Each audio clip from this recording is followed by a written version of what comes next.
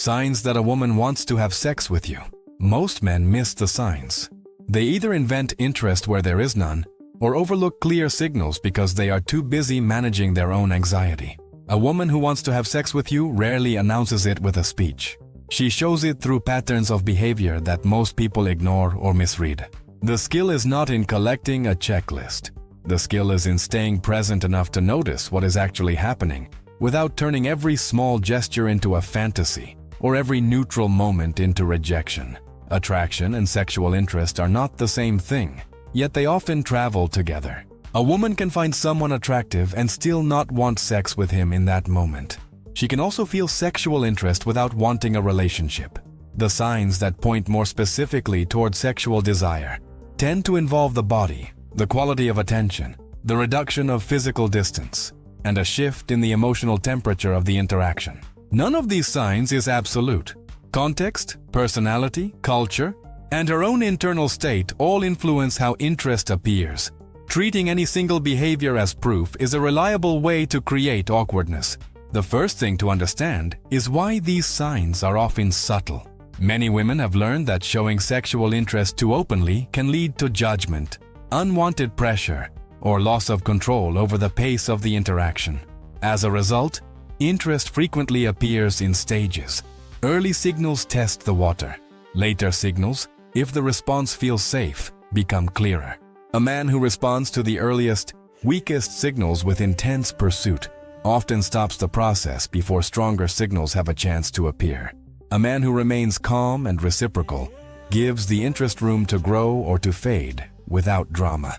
One of the more consistent early indicators is a change in how she looks at you.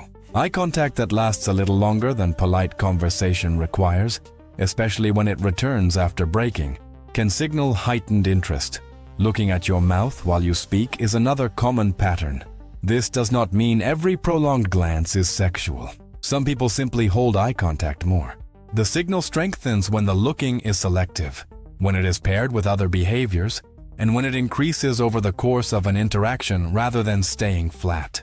Physical proximity is another area worth noticing. Most people maintain a comfortable distance with those they feel neutral about. When that distance shrinks without a practical reason, something is usually shifting. She may sit closer than necessary. She may find reasons for her arm or knee to brush yours. She may stay in a conversation longer than the content of the talk requires. These movements are often unconscious at first. The body moves toward what feels interesting or safe. When the closer distance is maintained rather than corrected, the signal gains weight. Touch is more direct. A light touch on the arm while laughing, a hand that rests a moment longer than needed, a playful push or squeeze that feels different from ordinary friendliness. These can indicate rising comfort and interest. Again, baseline matters. Some people are naturally more tactile. What you are looking for is a change from her normal behavior and a tendency for the touch to become more frequent or more personal as the interaction continues. Responding to early touch with calm acceptance rather than freezing or escalating too quickly keeps the door open. Freezing can read as rejection. Jumping ahead can read as pressure. Her energy around you often shifts when sexual interest is present. Some women become more animated, laugh more easily, and speak with greater warmth. Others become quieter and more focused, as if the rest of the room has faded. Both can be signs of heightened arousal or attention. You may notice her adjusting her appearance in small ways, smoothing her hair, checking her posture, or angling her body toward you. These self-presentation behaviors frequently appear when someone wants to be seen in a positive light by a specific person. The content of conversation can also change.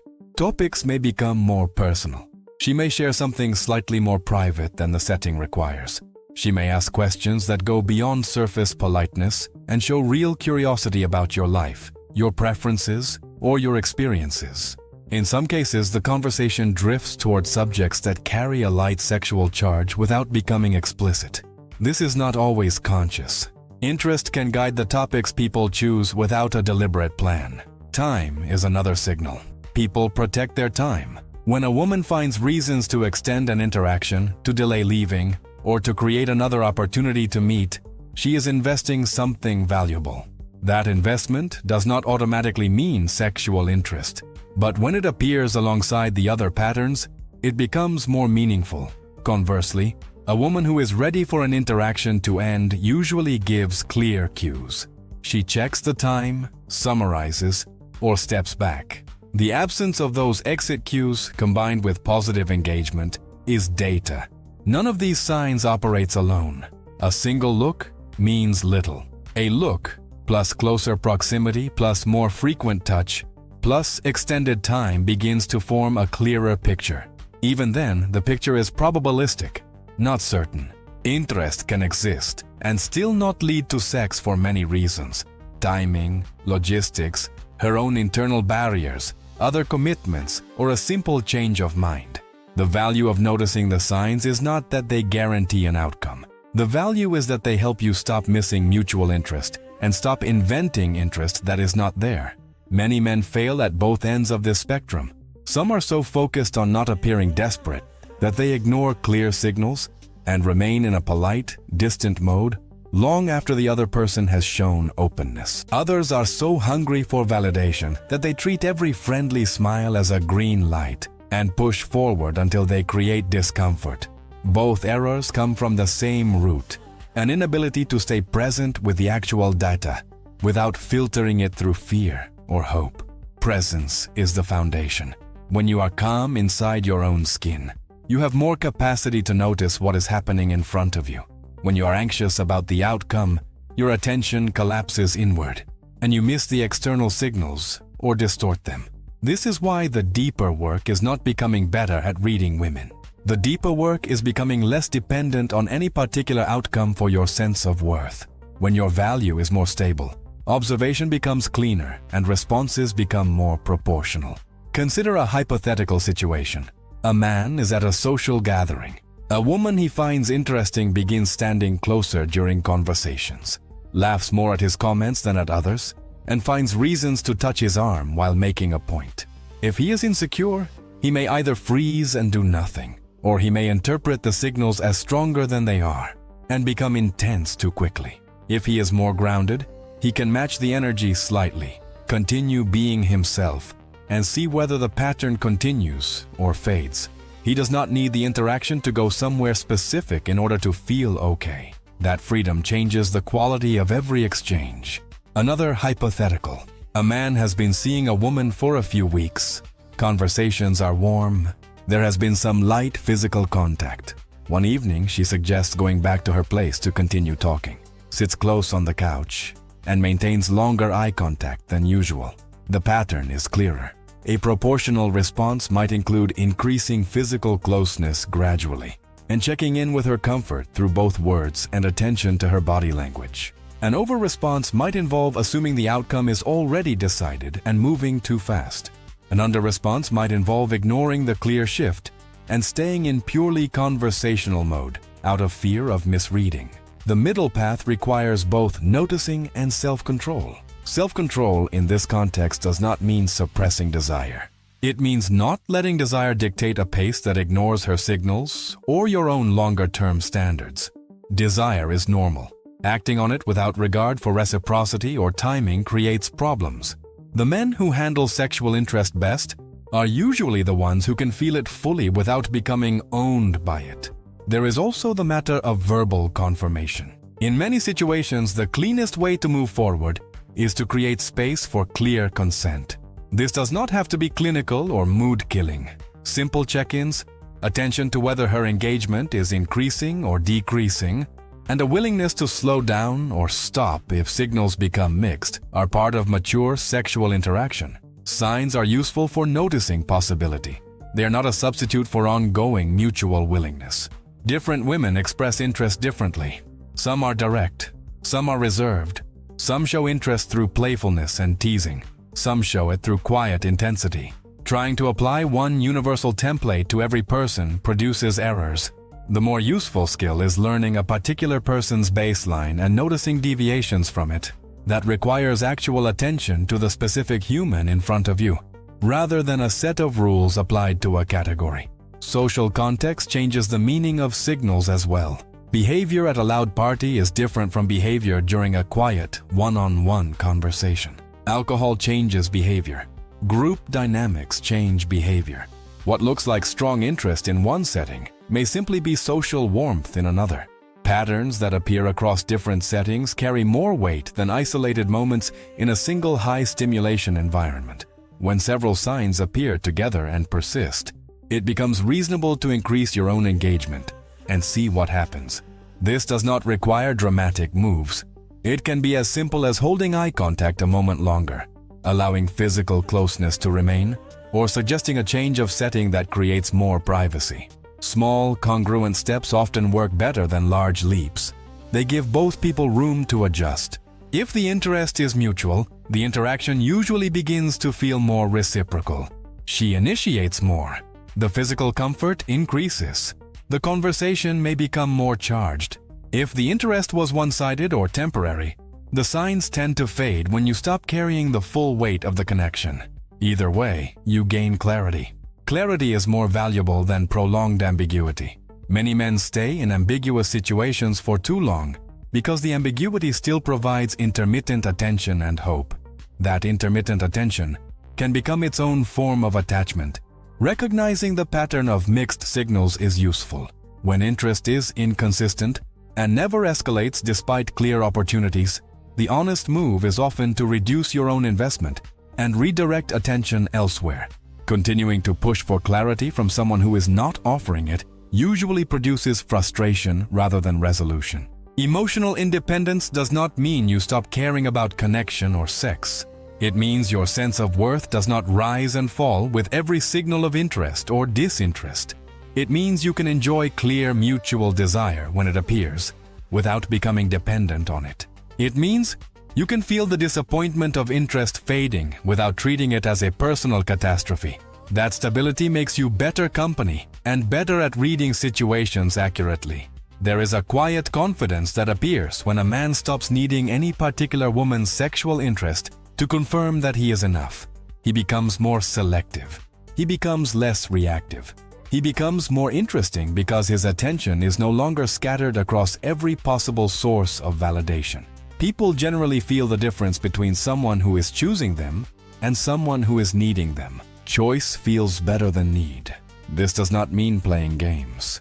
Withholding attention as a tactic to create anxiety is different from simply refusing to overinvest in someone who is not investing back. One is manipulation. The other is self-respect.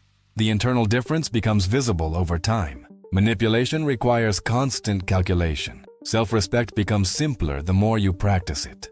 Consider how much mental energy many men spend trying to decode whether a woman wants sex with them. That energy could be going into skill, health, friendships, work, and purpose. When those areas are strong, the question of any one person's sexual interest becomes less central. Paradoxically, this often improves the quality of sexual and romantic interactions because you arrive as a more complete person rather than as someone looking to be completed by validation. The signs themselves are only useful if they lead to better decisions. Noticing interest and then continuing to behave as if you have none is a missed chance. Noticing interest and then becoming overly intense is another kind of miss.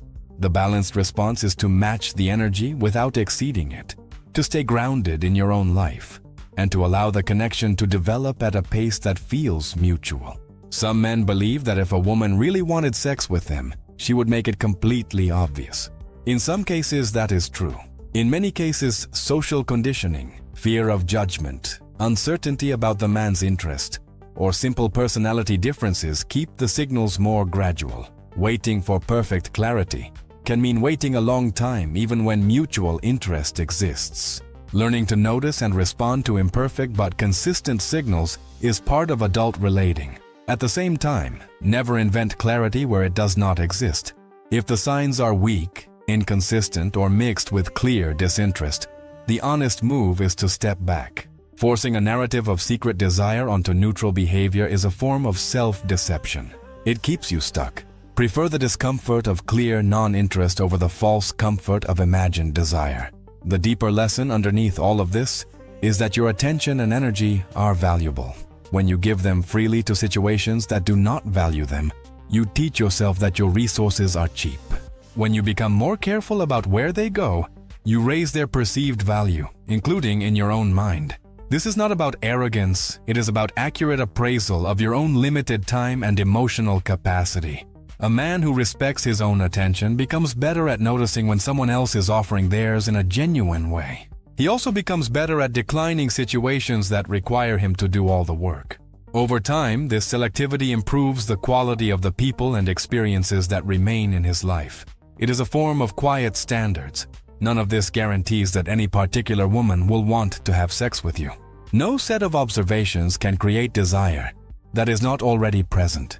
What it can do is help you stop missing the desire that is present, stop inventing the desire that is not, and stop abandoning your own center while you wait for someone else to decide your worth.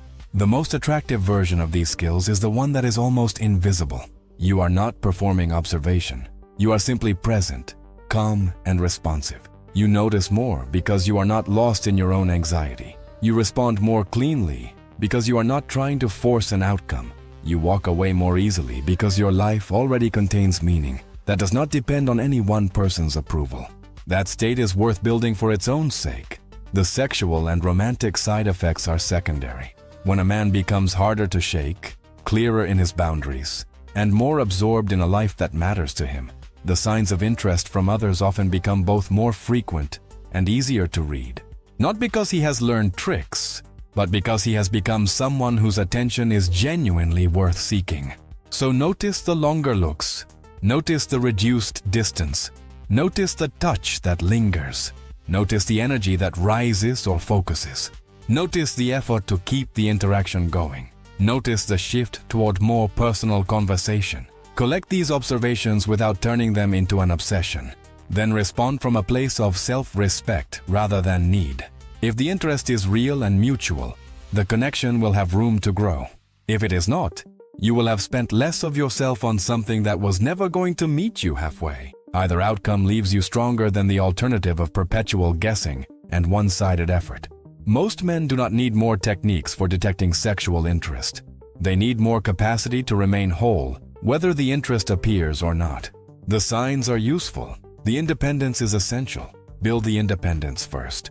The ability to read the signs will follow more naturally, and the way you use what you read will be cleaner. Your time is limited. Your attention is limited. Your emotional energy is limited. Treat them accordingly. When you do, you stop being someone who waits to be chosen and become someone who chooses. That shift changes the entire experience of relating to other people. It also changes what you are willing to accept. And that, more than any single signal, is what ultimately improves the quality of the connections you form. The next time you find yourself wondering whether her behavior means sexual interest, pause. Look at the pattern rather than the moment. Look at your own state rather than only at hers. Ask whether you are observing or inventing. Ask whether your response will come from calm or from hunger.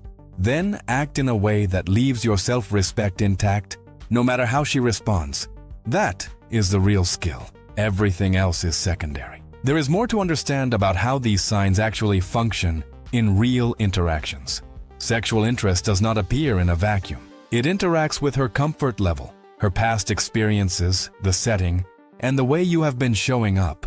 A woman who feels safe is more likely to allow interest to become visible. A woman who feels pressure is more likely to suppress it, even if the interest exists. Your behavior influences the visibility of the signals as much as her internal state does. Safety in this context is not about being passive or overly careful. It is about being predictable in a good way, consistent, respectful of pace, and free of sudden intensity that feels unearned. When a man escalates physical or emotional intensity faster than the shared signals support, the other person often pulls back to regain control of the tempo. That pullback can look like loss of interest even when the original interest was real. Matching pace is therefore not only polite, it is practical if the goal is to give mutual interest room to develop. One possible reason many men misread the situation is that they focus too much on their own desire and too little on the feedback loop. The combination of self-awareness and external observation produces better judgment than either one alone. Another factor is the difference between comfort and desire. A woman can become comfortable with you without wanting sex. Comfort shows up as ease, longer conversations, and reduced formality. Desire adds a different charge. More charged eye contact, more intentional proximity, more touch that feels exploratory rather than merely friendly. Learning to tell the two apart prevents the common error of assuming that growing comfort automatically means growing sexual interest. Sometimes it does. Sometimes comfort remains comfort. Pushing past comfort into assumed desire is a frequent source of awkward endings. Verbal and nonverbal signals can also diverge. Some women say things that sound open while their body language stays closed.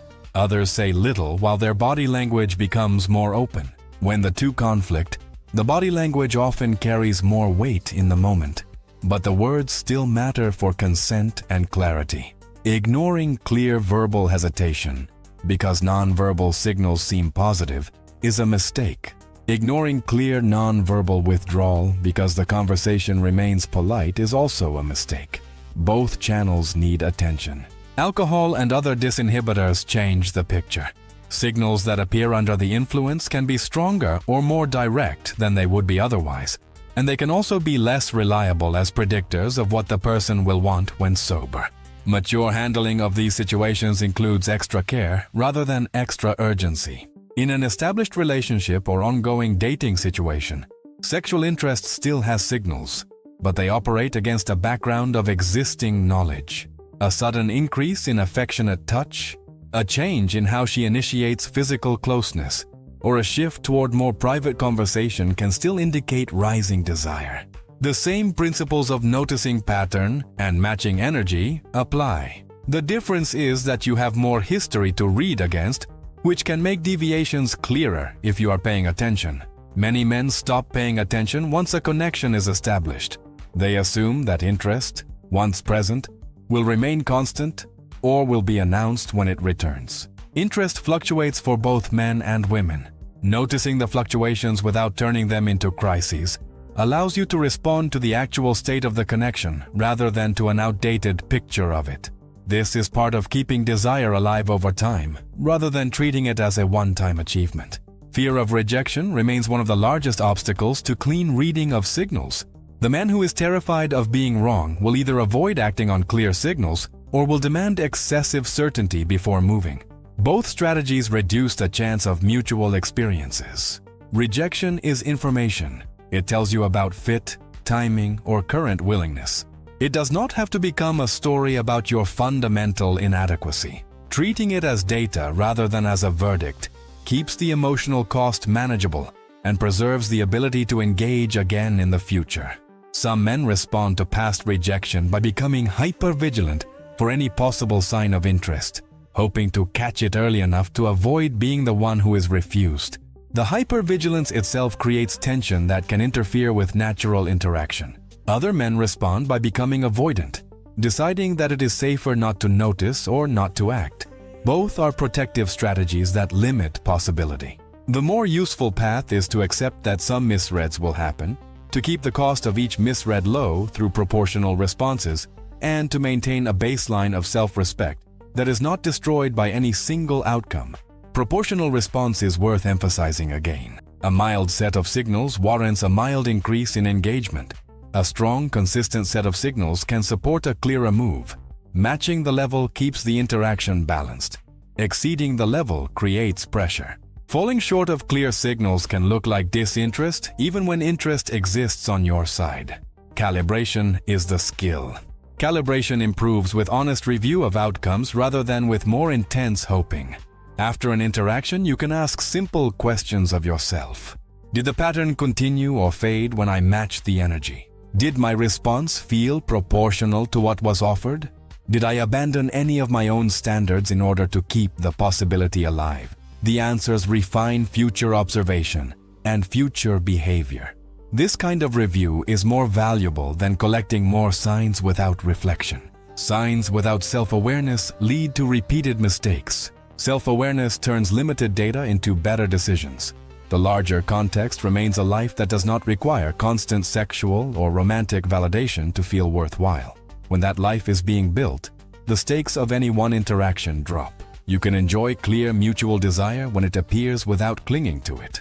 You can accept its absence without despair. You can act on clear signals without desperation. That state is the real foundation. The ability to notice signs of sexual interest is a useful secondary skill that becomes more accurate and less urgent once the foundation is in place. Many men reverse the order.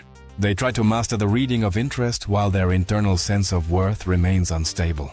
The result is improved detection paired with poor use of what is detected. They see the signs and then respond from need rather than from choice. The outcome is often the same frustration they hope to escape. Start with the internal stability. Let the observational skill grow alongside it. Use the signs as information rather than as fuel for fantasy or fear. Respond in ways that leave your self-respect intact. Accept that some interest will lead somewhere and some will not. Keep building a life that remains meaningful either way. That is the practical path. It does not promise that any particular woman will want to have sex with you. It does promise that you will spend less of yourself on dynamics that diminish you, and that you will be more available for the connections that actually fit. Over time, that difference compounds. The signs are real. They appear. They can be noticed. They can be responded to. But they are not the main event. The main event is the kind of man you are becoming while you notice them. Become someone whose attention is valuable, whose boundaries are clear, and whose peace does not depend on being chosen for sex or for anything else. The rest tends to organize itself around that. There is still more that belongs in a complete discussion of this subject. The signs of sexual interest are only half of the picture. The other half is how you handle your own desire once you notice them, and how you handle the absence of those signs when you hope they would appear. Desire is not a problem. Acting on it without regard for the other person's signals or for your own longer-term standards can become one. Suppressing it out of fear can become another. The balanced path is to feel the desire fully. Notice whether it is met by corresponding signs, and then choose a response that keeps your dignity and her freedom intact. This balance is harder than it sounds because desire narrows attention. When you want someone, the signs that confirm the want become more visible, and the signs that contradict it become easier to dismiss. Awareness of this bias helps. You can deliberately look for disconfirming evidence as well as confirming evidence. Does she also create distance? Does she fail to follow through on opportunities for more privacy or more time? Does her energy drop when the interaction becomes more physically charged? These countersignals matter as much as the positive ones. A man who only collects positive signs will eventually overinvest. A man who only collects negative signs will eventually underinvest. The disciplined approach is to collect both and weigh the overall pattern. This requires a level of emotional neutrality that most people do not practice by default. It is worth practicing. Neutrality is not indifference. It is the ability to see what is there without immediately turning it into a story about your future or your worth. From neutrality, you can still feel interest, still feel disappointment, still choose to act. You simply do not let those feelings rewrite the facts in front of you. Facts in human interaction are never perfectly clear. Behavior is ambiguous. Motives are private. Context shifts. The best you can do is improve the quality of your observations and the cleanliness of your responses. Perfect certainty is not available. Sufficient clarity for the next decision usually is. When the cluster of signs is strong and consistent, the next decision is often to increase your own engagement in a clear, low-pressure way. When the cluster is weak or mixed, the next decision is often to maintain your current level or reduce it. When the cluster disappears, the next decision is to reallocate your attention. These are not rigid rules. They are probability-based guidelines that reduce costly errors. The cost of errors is not only emotional, it is also temporal. Time spent in ambiguous, low reciprocity dynamics is time not spent on higher probability connections or on non-romantic parts of life that build long-term strength. Opportunity cost is real even when it is invisible in the moment. Some men stay in low reciprocity situations because the alternative feels like starting over. Starting over is often exactly what is required. The willingness to start over, repeatedly if necessary, is a form of strength. It keeps standards from eroding. It keeps hope from becoming a trap. Hope is useful when it motivates clean action. It becomes a trap when it justifies continued investment in the absence of return. Learning the difference is part of maturity. The signs discussed earlier give you better data for that learning. They do not remove the need for judgment. They simply improve the input to the judgment. Use them that way. Do not turn them into a checklist that replaces thinking. Do not turn them into a fantasy that replaces reality testing. Keep them in their proper place as useful observations within a larger practice of self-respect and clear seeing. That larger practice is the real subject. The signs are a doorway into it. Walk through the doorway.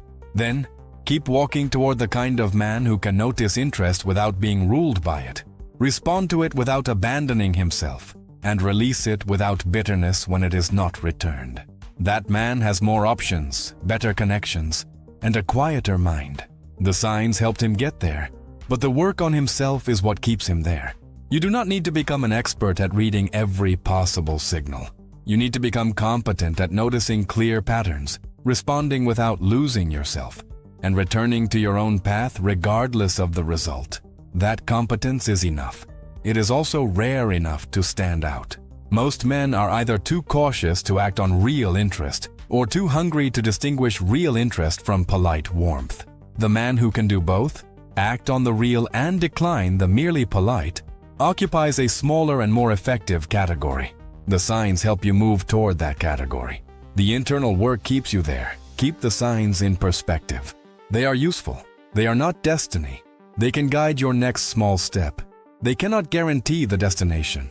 Your job is to take the step with your self-respect intact and then meet whatever follows with the same steadiness. That is the practice. That is the skill. That is what turns the observation of interest into something that actually improves your life, rather than merely occupying your mind. The next time you notice the longer look, the closer body, the lingering touch, the shifted energy, the extended conversation, or the more personal tone, pause briefly, check your own state, then respond in a way that you will still respect tomorrow, whether she meets you or not. That single habit, repeated, changes more than any list of signs alone ever could. Sexual interest is a normal part of adult life. Reading its signs with accuracy and responding with proportion is a skill that serves both pleasure and self-respect. The men who treat the skill as a way to extract outcomes tend to create more tension than connection. The men who treat the skill as a way to stay honest with reality tend to create cleaner experiences and less regret. Choose the second approach. The signs will still appear. You will simply meet them as a man who already has himself, rather than as a man looking to be completed by someone else's desire. That difference is visible. It is also the difference that lasts. Let us go further into the practical reality of these interactions. When signs of sexual interest appear, the man who benefits most is the one who can hold two truths at the same time. The first truth is that the signs are real and worth noticing. The second truth is that signs are not a contract. They do not obligate her to continue, and they do not obligate you to escalate. Holding both truths prevents the two most common failures: ignoring clear interest out of fear, and treating clear interest as a guarantee that removes the need for ongoing attention to her comfort. Ongoing attention is the part many men drop once they believe interest is present. They shift from observation to pursuit mode. Pursuit mode narrows focus to the goal and reduces sensitivity to feedback. The result is often a sudden change in the man's behavior that feels discontinuous to the woman. What had been a mutual escalation becomes a one-sided push. The push can extinguish the very interest that made the push possible. Staying in observation mode even while escalating is the corrective. You increase closeness or intensity only as the shared signals support it, and you continue watching for confirmation or hesitation. This is not hesitation on your part. It is disciplined attention. Disciplined attention feels safer to the other person and therefore makes continued interest more likely. Safety here is emotional as much as physical. A woman who senses that you are tracking her comfort is more likely to relax into the interaction. A woman who senses that you are locked onto an outcome is more likely to stay guarded. The difference is subtle in the moment and decisive over the course of an evening or a series of meetings. Hypothetical example. A man and a woman have been talking for a couple of hours at a social event. She has moved closer, touched his arm several times, and held eye contact in a way that feels charged. He decides the interest is clear and begins making more direct suggestions about leaving together. If her signals remain consistent and she responds positively, the evening may continue in that direction. If her signals mixed or her energy dropped at the more direct suggestion, a man locked onto outcome may push through the hesitation. A man still in observation mode will notice the drop and adjust. The adjustment preserves the possibility of a later yes and avoids a present no that feels forced. Another hypothetical. In an ongoing dating situation, a woman begins initiating more physical affection, suggesting private time, and steering conversation toward more intimate topics. The man who notices and responds in kind, while still leaving her room to set pace, is likely to create a better experience than the man who either freezes out of disbelief or accelerates past her tempo. The middle path, again, requires both desire and control. Control in this sense is not suppression. It is the ability to feel strong desire without letting it erase the rest of your awareness. Men who lack that ability often create the very rejection they fear, because their intensity becomes the dominant feature of the interaction. Men who have that ability can let desire be present without making it the only thing in the room.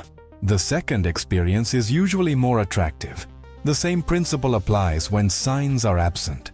A man who needs sexual interest to feel valuable will invent signs or will escalate effort in the hope of creating them. Both moves are costly. Inventing signs leads to miscalibrated advances. Escalating effort in the absence of interest often accelerates the other person's withdrawal.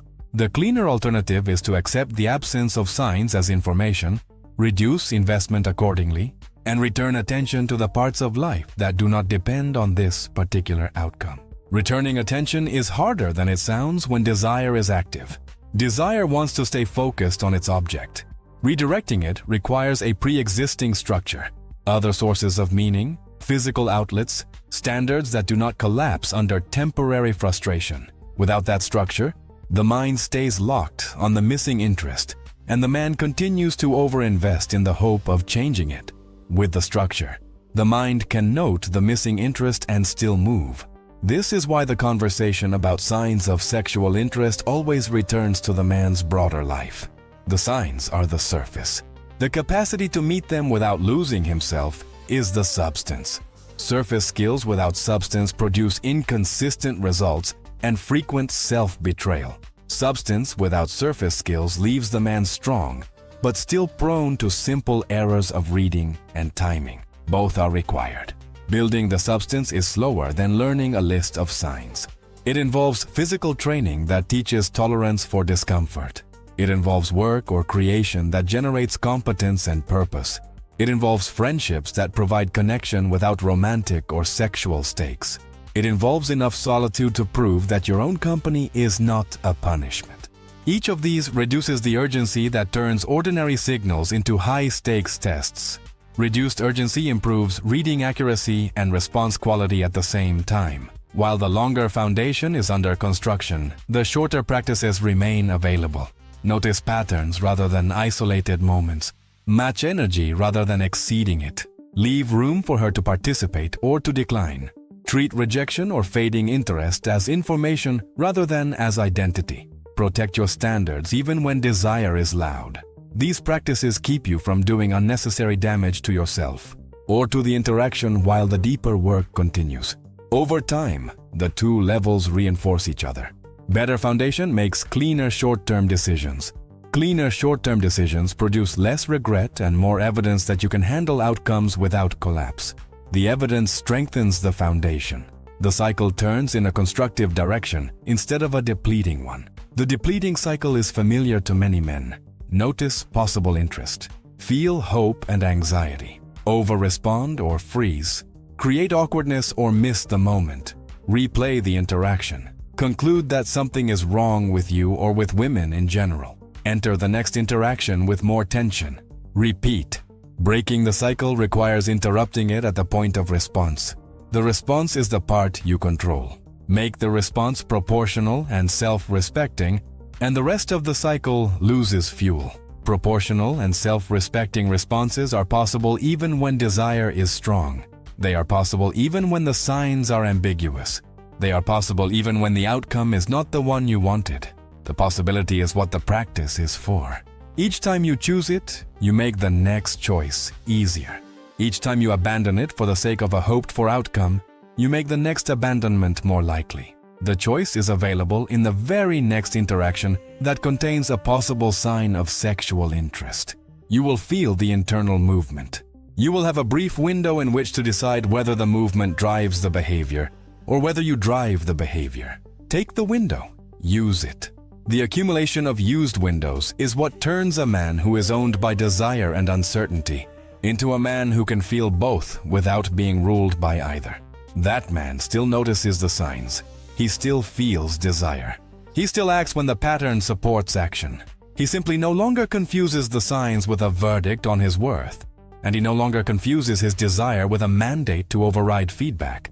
The result is cleaner experiences, fewer regrets, and a more continuous sense of self across moments of interest and moments of its absence.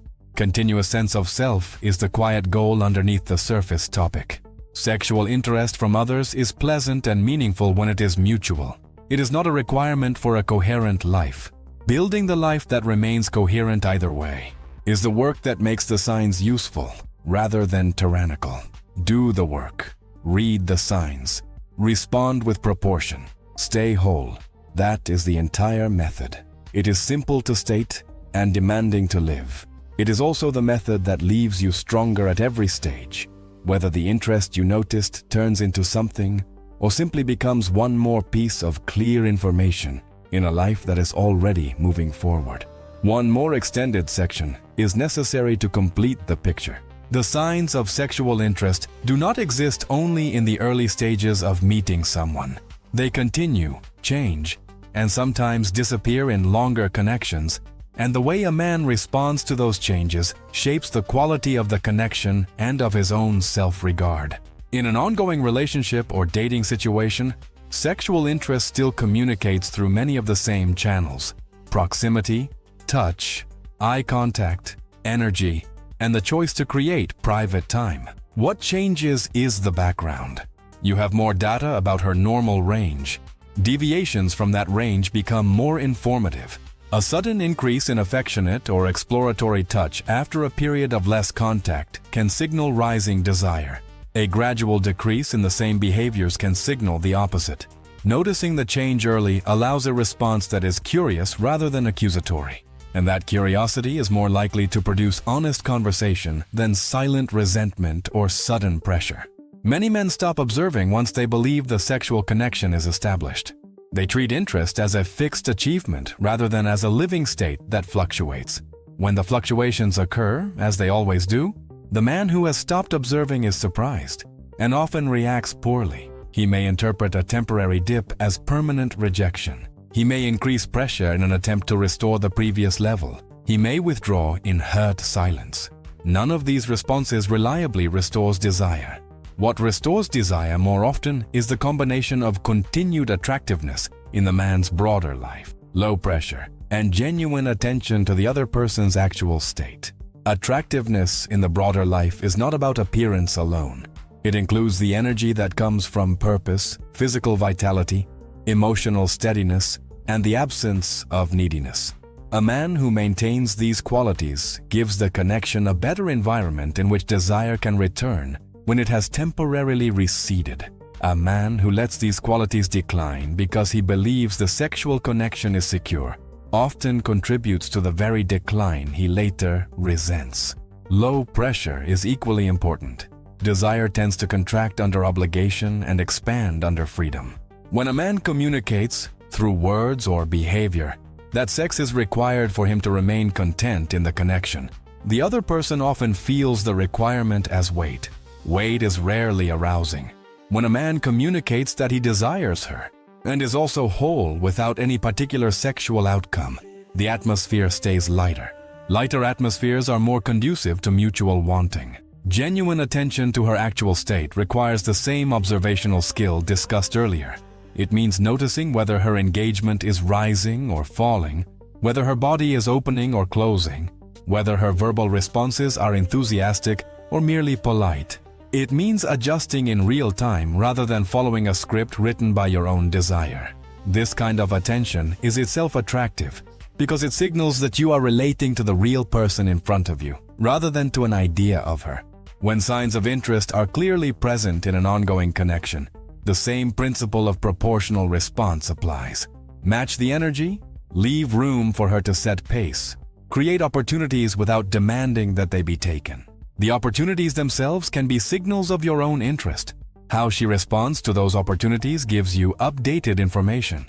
The information is useful whether it confirms continued desire or indicates a need for conversation or space. Conversation about sex and desire is part of mature relating. It does not have to be heavy or clinical. It can be light, direct, and reciprocal. Men who avoid all conversation about the sexual side of a connection often end up relying exclusively on nonverbal signs, which increases the chance of misreading. Men who only talk and never notice nonverbal signs miss the information the body is offering. Both channels matter. Using both reduces unnecessary confusion.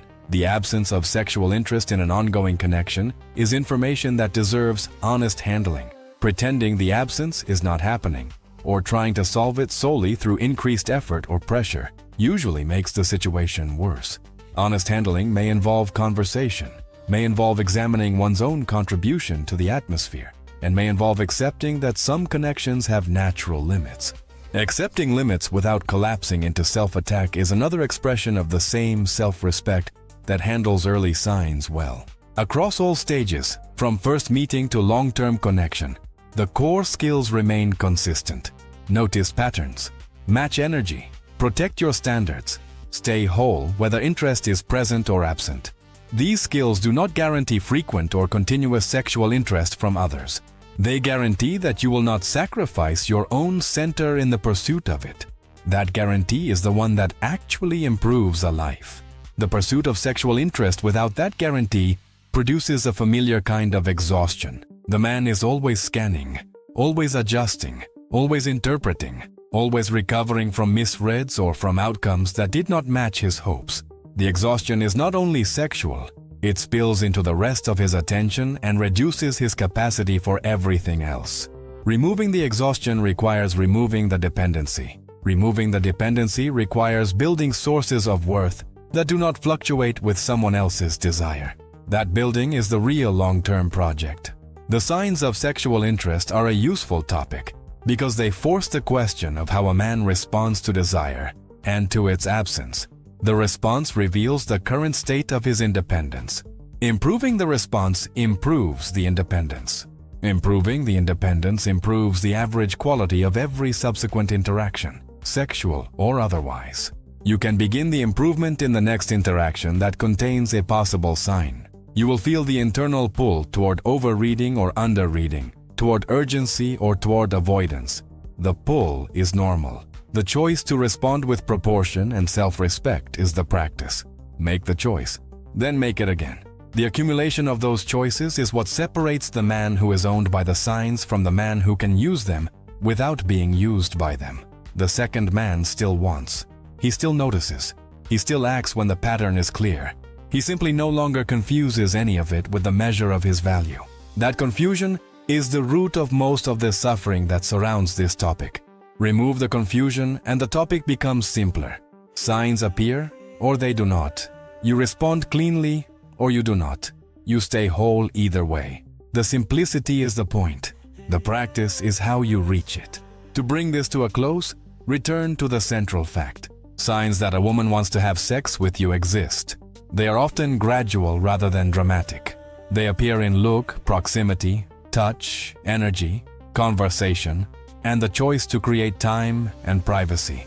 They are probabilistic, not certain. They are influenced by context, personality, and the safety she feels in the interaction. Reading them well requires presence. Responding to them well requires proportion and self-respect. The men who struggle most with this subject are usually not lacking information about the signs. They are lacking a stable enough center to use the information without distortion.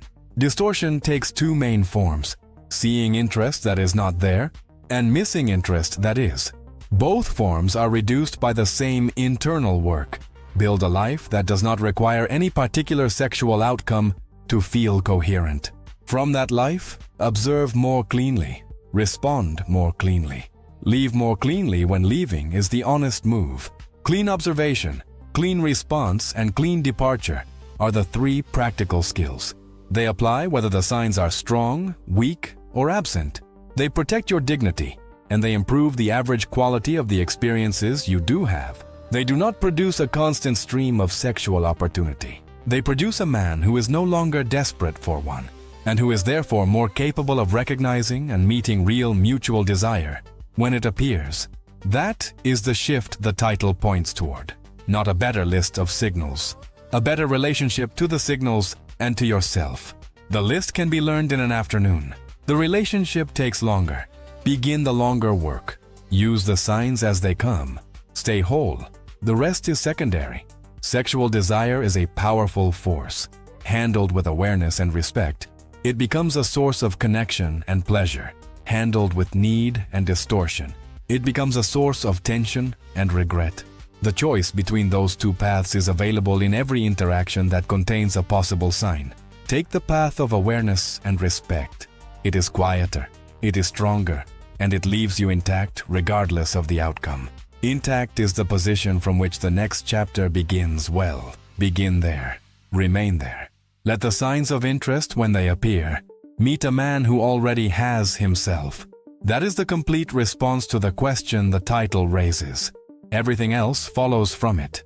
The final layer of this subject is the quiet discipline of not turning sexual interest into the measure of a life. Many men do this without noticing. A period of mutual desire feels like confirmation that everything is on track. A period without it feels like evidence that something is wrong with them. Both reactions hand too much power to an external variable. The variable matters. It does not define. When sexual interest is treated as definitional, the man becomes reactive. He overinvests when it appears and collapses when it fades. The reactivity itself reduces his attractiveness and his peace. When sexual interest is treated as one valuable experience among others, the man remains more stable. Stability is noticeable. It is also more enjoyable to live inside. Building that orientation requires repeated contact with the fact that you can want something strongly and still be whole without it. The contact happens in small doses. You notice signs and feel desire. You respond proportionally. The outcome is not what you hoped. You feel the disappointment and still continue with the rest of your day without turning the disappointment into a story about your fundamental lack. Each time you complete that sequence, the orientation strengthens. Each time you abandon it for rumination or compensatory pursuit, the orientation weakens. The sequence is the practice. The practice is available whenever signs appear or fail to appear. Use the appearance as a chance to respond cleanly. Use the absence as a chance to remain steady. Both uses build the same capacity. The capacity is the real product. The sexual experiences that occur along the way are valuable, but they are not the primary product. The primary product is a man who can meet desire and its absence without losing himself. That man still reads the signs. He still feels the pull. He still chooses to act when the pattern is clear and the context is right. He simply no longer needs the act or the outcome to complete him. Completion was never available from another person's desire in the first place. It is available from the steady construction of a life that makes sense on its own terms. Construct that life. Let the signs of sexual interest meet you there. Respond from there. Stay there. That is the whole of the teaching. It is enough. Remember this. The signs are information. Your response is a choice. Your worth is not on the table. Keep the three separate, and the entire subject becomes simpler and more honest. Simpler and more honest is a better way to move through desire and through its absence. Begin with the next set of signals you notice. Keep the separation. Stay whole. The practice continues from there. There is nothing more to add to the list of signs. There is only the repeated invitation to meet those signs with a different quality of attention. Most men meet them with hope, fear, or calculation. The invitation is to meet them with presence and proportion instead. Presence lets you see what is actually there. Proportion keeps your response matched to the reality rather than to your hunger or your anxiety. The combination is rare. It is also the combination that produces the cleanest experiences and the least residue. Residue is the mental and emotional leftover that follows interactions handled poorly. Overreading creates residue. Underreading creates residue. Over-escalating creates residue. Freezing creates residue. Clean observation and clean response leave far less of it. Less residue means more attention available for the rest of life. More attention available for the rest of life means a stronger foundation. A stronger foundation means even cleaner observation and response in the future. The loop turns upward. You can start the upward loop at any moment. The next time possible signs of sexual interest appear, you will feel the old pull toward distortion. Notice the pull. Choose the cleaner path anyway. The choice is the entire practice. Enough choices and the pull itself begins to quiet. The signs remain. Your relationship to them improves. That improved relationship is the real outcome the title is pointing toward. Everything else is secondary. Carry that with you. The signs will appear. Meet them as a man who already has himself. Respond from that place. Stay there afterward. That is sufficient. That is the work.